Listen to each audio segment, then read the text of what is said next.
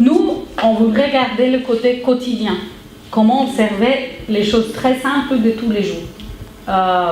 Là, pour le coup, ce sera en plus sur des lieux très proches pour nous-mêmes. Quand on travaille, on observe, on est aussi partie intégrante de cette réel qu'on observe. Donc c'est là où je reviens sur ce qui est important d'une réflexion sur ce que l'on choisit d'observer. On ne peut pas mener les deux choses en même temps. Vous ne pouvez pas aller observer, je ne sais pas, à la sortie du métro de Saint-Denis, en même temps vous posez la question pourquoi j'ai choisi ça. Mais il y a forcément un deuxième moment où on doit essayer de rendre ça intelligible pour nous-mêmes, parce que c'est ça qui nous permet de continuer le travail. Donc je vais vous remettre à chacun d'entre vous un cahier personnel. C'est quelque chose de très précieux. C'est l'objet qui va vous permettre de consigner toutes vos observations, toutes vos réflexions, tout ce travail. C'est ça qui fait que vous êtes aujourd'hui et demain des ethnologues, des ethnographes. Okay? Donc c'est vraiment quelque chose de très précieux. Je vais peut-être vous laisser choisir les couleurs. Est-ce que tout le monde a des stylos et des crayons à papier? Donc c'est là où vous allez prendre des notes, où vous allez consigner vos observations. Donc dans ce contexte, je veux une description très détaillée. Détaillée, n'ayez pas peur des détails. Cherchez la différence, questionnez-vous sur cette différence et essayez de répondre. Ça, on va le faire plus tard. Des idées de contexte. Vous pouvez travailler à la basilique, à la sortie du métro, à la station du tramway, dans un magasin de vêtements, dans un resto, je ne sais pas moi, dans une rue. Ce qui est important, c'est que c'est à vous de délimiter les lieux.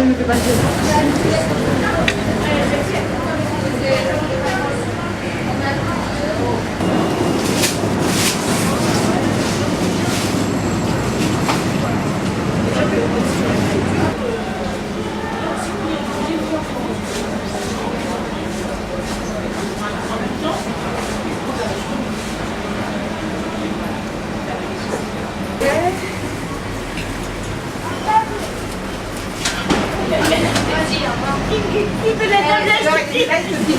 Mais non, mais la petite, tout de suite. Ah bon? C'est la petite qui est arrivée. Merci. Merci, au revoir. Bon après-midi. Bon après-midi. Au revoir. Merci. La photo.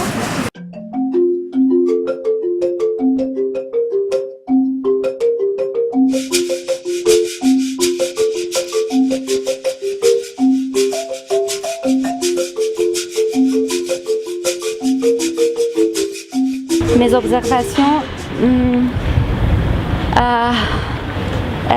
attiraient beaucoup les gens qui étaient autour de moi. C'est pour ça je crois que c'était à la fois c'est moi qui les observe et à la fois les gens qui étaient autour de moi étaient en train de m'observer aussi. Du coup, et voilà, après j'avais l'impression que c'était moi qui étais inhabituelle dans l'espace.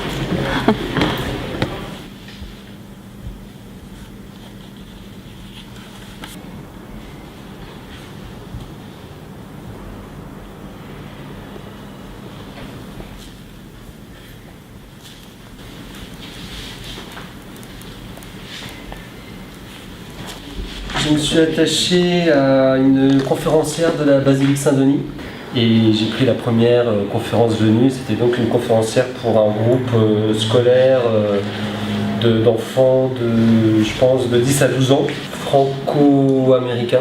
J'ai pris avec moi comme matériel 2 brochures de la Basilique, une en français et une en espagnol. Et j'ai pris 62 photos en couleur et en noir et blanc de la Basilique et de la conférence. J'ai pris la question de pourquoi la conférencière avait choisi le sens de visite qu'elle a faite.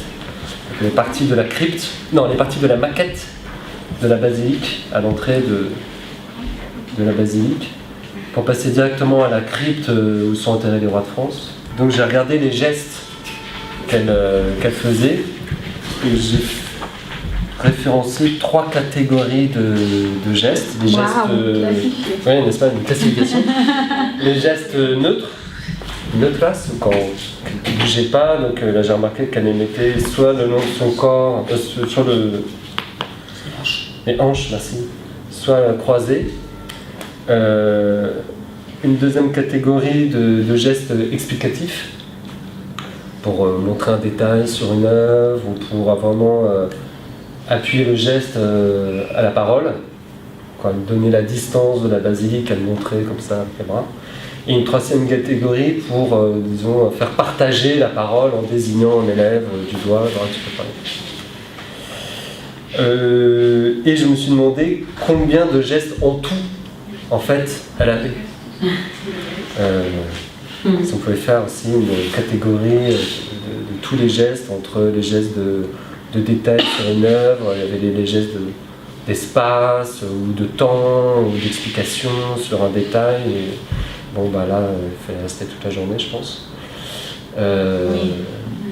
Il y avait elle avait du matériel comme des plans de la basilique ancienne, des images, donc elle pouvait pointer du doigt ou faire un geste plus ample. Donc je voulais vraiment savoir combien de gestes elle avait dans son éventail. Donc moi je suis partie après avoir pris le café et en regardant sur un mur de la fac un graffiti qui me parlait des femmes. Donc je me suis dit, je vais aller voir un travail féminin. J'ai décidé rue de la République où je me trouvais, où il y a beaucoup de passages, donc d'aller vers un métier féminin qui était vendeuse dans un magasin. Voilà. Donc là c'est l'entrée du magasin, c'est ce qu'on voit. Là attends, pour la suite c'est ça. Voilà, donc ça c'est le magasin. Quand on rentre, on est devant la poste, vous voyez. Et donc voilà, c'est le magasin très ouvert, très lumineux. Bon, là, voilà. Là, c'est les clients qui vont s'asseoir. Là, c'est le petit coin où il y a le couple qui est responsable, voilà, qui est à la caisse. Voilà. Et là, il y a aussi un écran télé.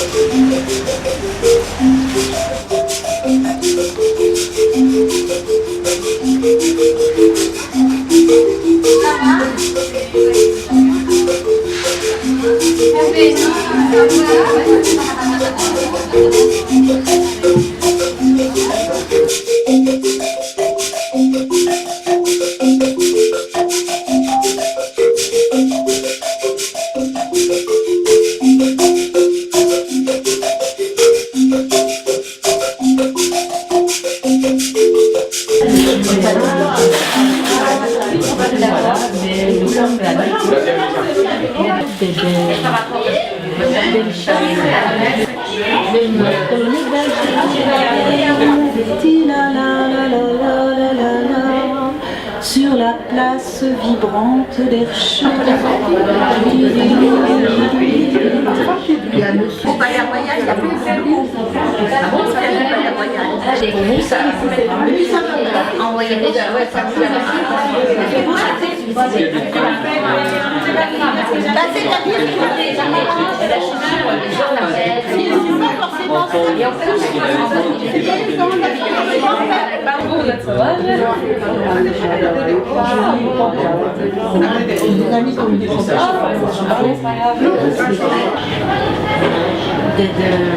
de l'Amérique latine, quand il fait chez moi, je prépare et ils admirent parce qu'ils mangent comme chez eux. Ils me disent comme ça. Voilà, donc tu utilises beaucoup les bananes de plantain. Oui.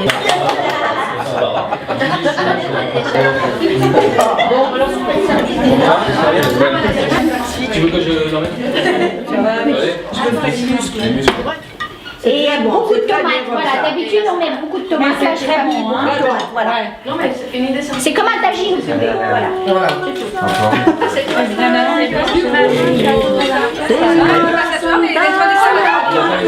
Llora el niño por una manzana que se le ha perdido.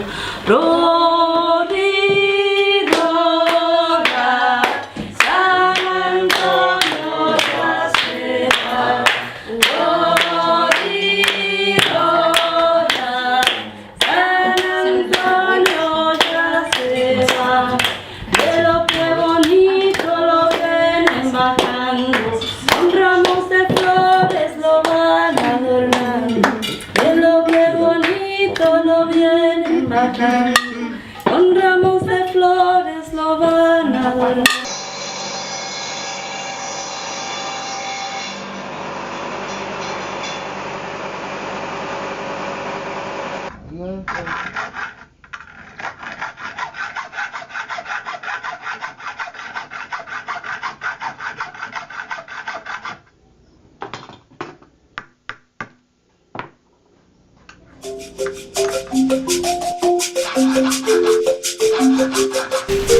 Hola, mi nombre es Joaquín Falcón, mi profesión actual es ebanista.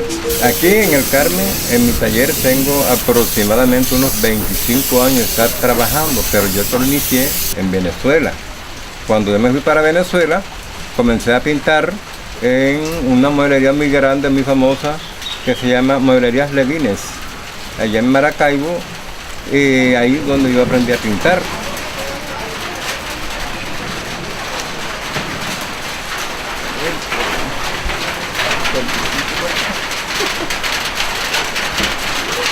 Mi abuela. ¿Su abuela le enseñó a hacer la abuela, chicha? Sí, porque mi mamá no. Mi abuela. Yo aprendí fue con mi abuela. ¿Y por qué? Porque yo en realidad me daba más con mi abuelita. Okay. O sea que la quise más a ella que a mi mamá. A pesar de todo, quise más a mi abuelita. ¿Y su abuelita le enseñó a hacer chicha a usted y a alguno de su hermano? Y a era su una familia? mujer ciega. Ah, Ella me iba diciendo, ve, mija, vas a hacer así, vas a hacer así, como yo les iba diciendo a ustedes, y yo sin saber. Y yo le decía, yo nunca le dije abuelita, sino mamá. Digo, ajá, mamá, ¿cómo voy a hacer esto? Me decía, ve, mija, haz esto. Coge el maíz, sacúdelo, límpialo, cuando ya tú lo ves limpiecito, que tú no le veas ni borrojito, ni le veas cositas, ya lávalo. De chicha hay que comprar 2,5 libras de maíz en concha, que le dice a uno en concha, ya saben que es de sin pilar. Entonces ese maíz se coge, hay que ventearlo para sacudirlo y sacarle todo lo que es la tusa, el sucito, unos animalitos raros que trae, colarlo y entonces uno de aquí lo saca aquí a la máquina y le da dando vueltas. Y aquí va saliendo el maíz molido. Ya está aquí. Entonces aquí se lava bien esta taza. Porque de aquí se va sacando el maíz. Aquí se lava otra vez nuevamente esta taza. Se echa agua limpia. Hasta aquí. Hasta aquí. Entonces de aquí se echa aquí. Ya. Al maíz. Entonces de aquí hay que colarlo nuevamente en el, ¿cómo es que se llama? En el caldero te va quedando el maíz y aquí va quedando la leche. El maíz y ya con el agua, así se cuela. Como 3, 4 veces hay que darle pasada con la misma agua. Echarla ya y eso bota un afrecho que se lo voy a mostrar. El afrechito que es lo que de la culata. Eso bota, parece que es esto, vean. Este es el afrecho. Este es el afrecho, esto va dejando, véalo, ve. Ok. Este es un afrecho, vean. Eso después de moleo se cuela Y se y cuela. esto es lo que se saca. Esto hay que sacarlo, ya esto se bota, esto es para los animales, para las gallinitas, para lo que el cerdito si lo tiene uno. Eso se lo comen. Ya después cuando está bien claritico ese maíz que está amarillito, ya el agua está puesta aquí en esta olla, por aquí, hirviendo el agua y entonces cuando se hace ese procedimiento, que vea todavía tengo el manduco con que se revuelve, porque eso no es con todo. Eso tiene que ser, vean, fíjese, vean. Muéstrale el maíz. Este es el maíz, véalo, ¿dónde está? Ya lo vi. Listo. Se está cocinando. Y No, tiene, ya se cocinó, ya ahora mismo lo apagué. Vean. y tiene chicha por ahí que vender, ¿no? O ya se No la hay acabaron. nada, porque y está caliente, entonces No, ya a la está. tarde Tiene que dejarse enfriar. hay que dejarse enfriar. Para entonces cortarlo. Estoy diciendo todo lo que hace. Se saca esta olla, se le echa una enjuagada, se pone aquí, la licuadora aquí, poner esto que esté frío aquí y licuar y echar ahí. Sí. Eso queda como una mazamorra. Eso queda ya a la tarde, este espeso.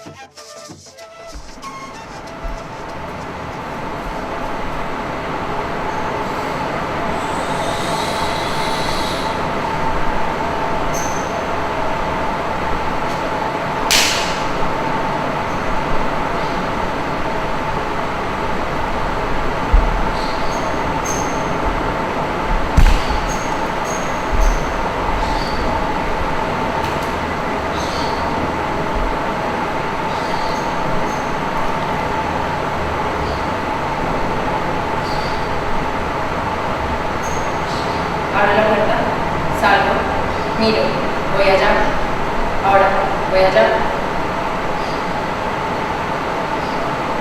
siento algo, veo un pájaro, wow, colores,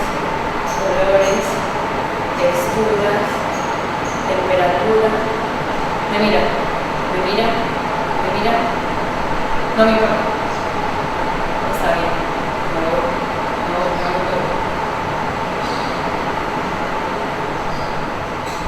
Mi nombre es Said Posada, soy el encargado de la Casa de la Cultura, actualmente el director. Fui solamente seleccionado acá en el Carmen por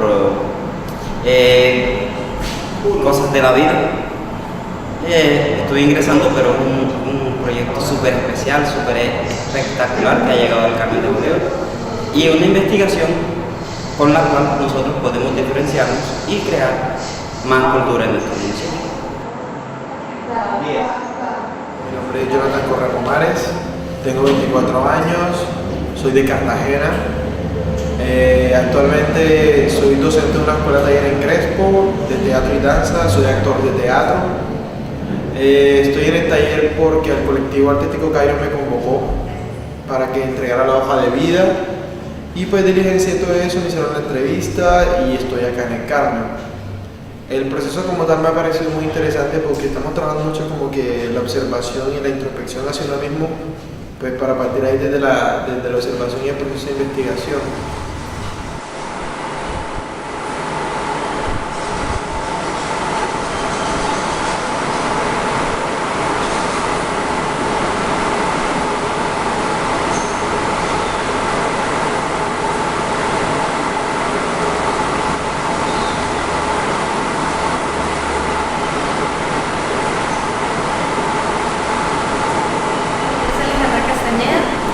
Vengo de Bogotá, estudio en la Academia Superior de Artes de Bogotá, en la Universidad Distrital Francisco José de Caldas, en el proyecto curricular de Artes Escénicas con énfasis en actuación.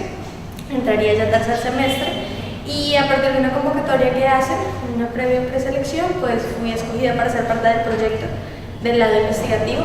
¿Qué me interesa de este trabajo? Las oportunidades más argumentativas y la evolución del criterio como persona que me pueda dar en este proceso de la educación hacia la investigación, hacia la actuación y los demás.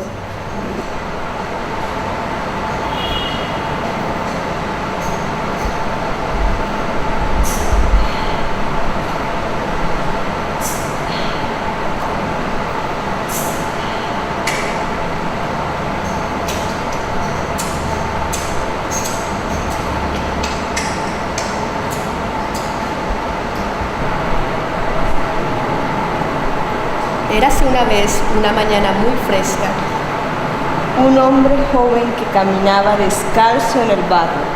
Quería comer aguacate, pero no lo encontró. Y sintió que se envejecía. Porque la policía preguntaba mucho.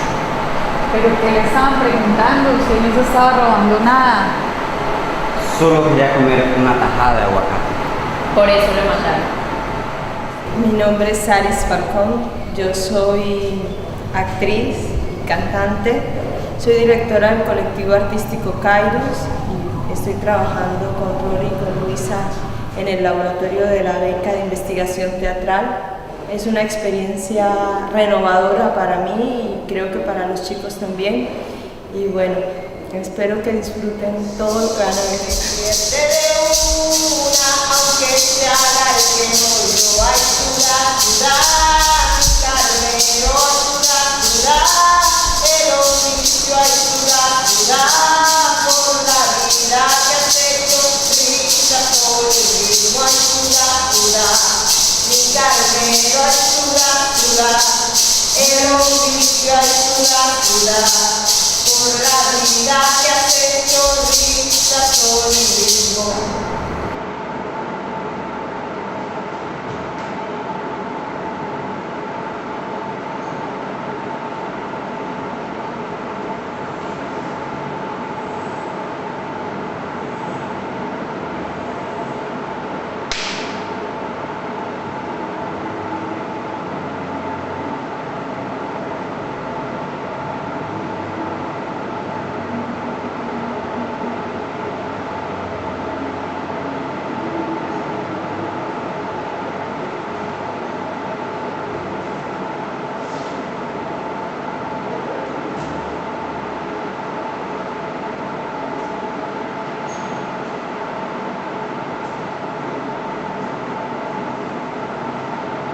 Hola, soy Joaquín Falcón Rodríguez, natural de este municipio. Mi profesión, soy ebanista y estoy aquí para presenciar una obra de teatro atendiendo a la invitación de una amiga llamada Marcela, una muchacha que vino de Bogotá. Entonces, por eso vine a apreciarla, para ver, porque jamás he estado en una obra de teatro y quiero ver la calidad de ellos.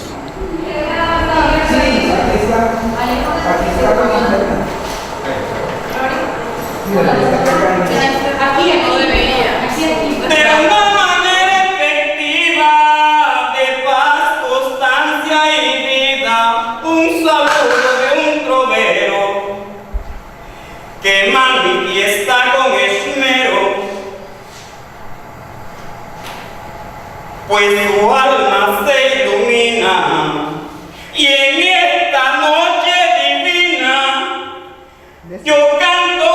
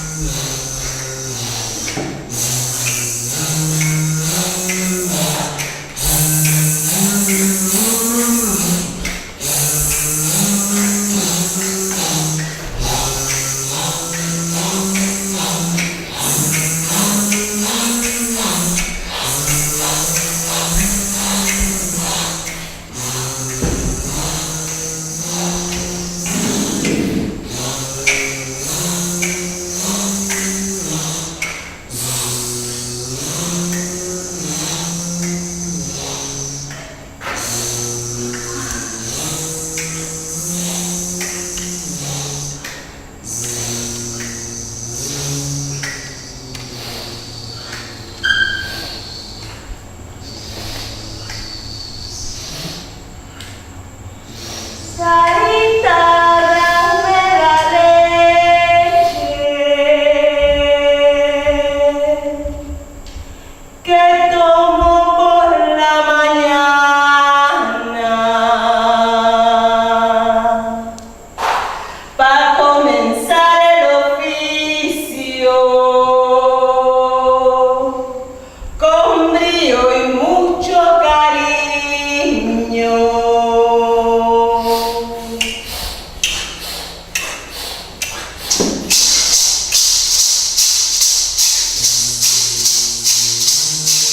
Sarita, sirve la leche pa' Juan porque la tomó. Serrucha con gana y temple la madera que azotó. Martilla, pega y cepilla, la mesa medio faltón. Y no se pierde de una, aunque se haga el tenollo. Ay, sudar, sudar, mi carnero, ay, sudar, sudar, el oficio, ay, sudar, sudar, por la vida que has hecho risa, son mi ritmo, ay, sudar, sudar, mi carnero, ay, sudar, sudar, el oficio, ay, sudar, sudar, por la vida que has hecho risa, son mi ritmo. Y yo por la cogí de carpa morrales que llevan a estudiar los niños a las Mirandas. Después de escribirle, el rey canta una trilla y la reina indiscutible de todas ellos ya y sudar, sudar, mi carnero, ay, sudar, sudar, el martillo, ay, sudar, sudar, por la vida que has hecho risa, soy mi ritmo, ay, sudar, sudar, mi carnero, ay, sudar, sudar, el oficio, ay, sudar, sudar,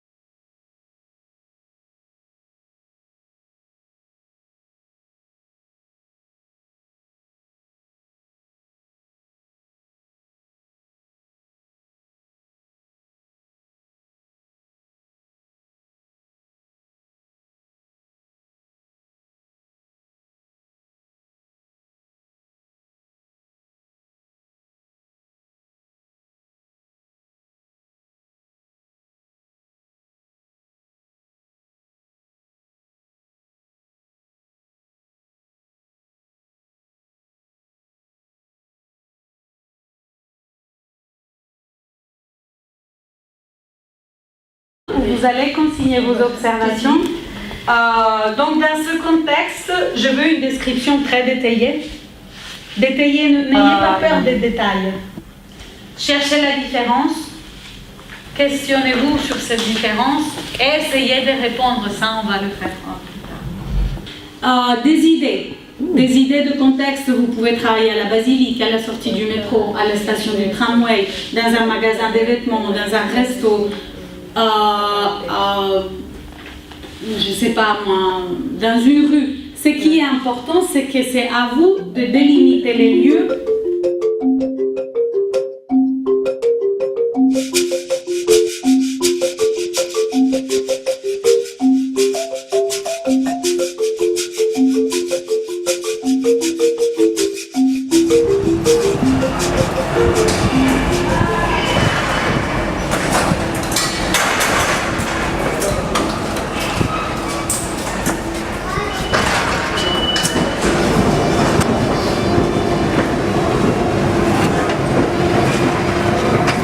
Réel qu'on observe.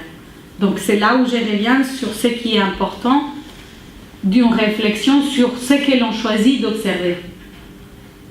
On ne peut pas mener les deux choses en même temps. Vous ne pouvez pas aller observer, je ne sais pas, à la sortie du métro de Saint-Denis, en même temps vous posez la question pourquoi j'ai choisi ça. Mais il y a forcément un deuxième moment où on doit essayer de rendre ça intelligible pour nous-mêmes, parce que c'est ça qui nous permet de continuer le travail. Donc je vais vous remettre à chacun d'entre vous un cahier personnel. C'est quelque chose de très précieux. C'est l'objet qui va vous permettre de consigner toutes vos observations, toutes vos réflexions, tout ce travail. C'est ça qui fait que vous êtes aujourd'hui et demain des ethnologues, des ethnographes. Okay? Donc c'est vraiment quelque chose de très précieux. Je vais vous peut-être vous laisser choisir les couleurs. Est-ce que tout le monde a des stylos et des crayons à papier? Donc c'est là où vous allez prendre des notes.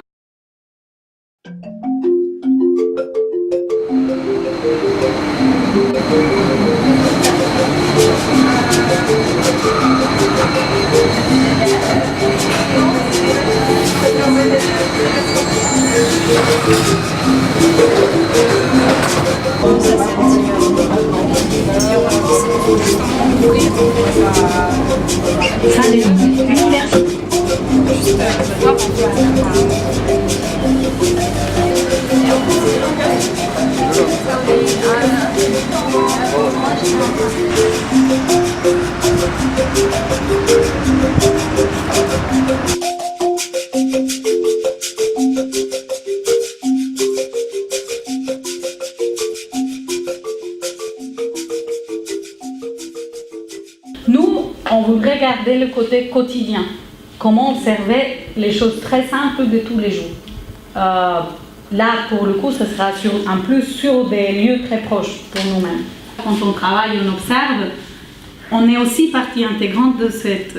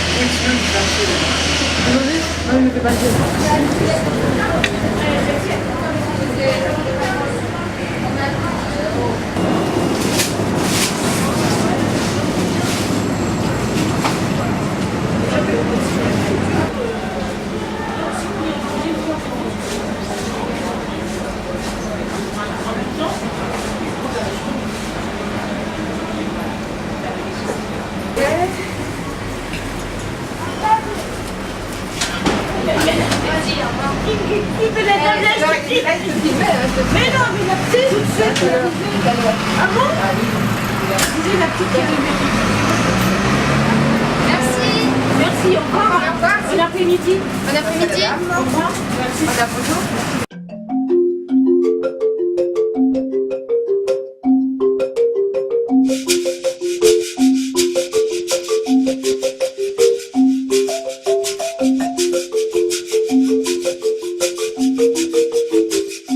Mes observations attiraient beaucoup les gens qui étaient autour de moi. C'est pour ça je crois que c'était à la fois c'est moi qui les observe et à la fois des gens qui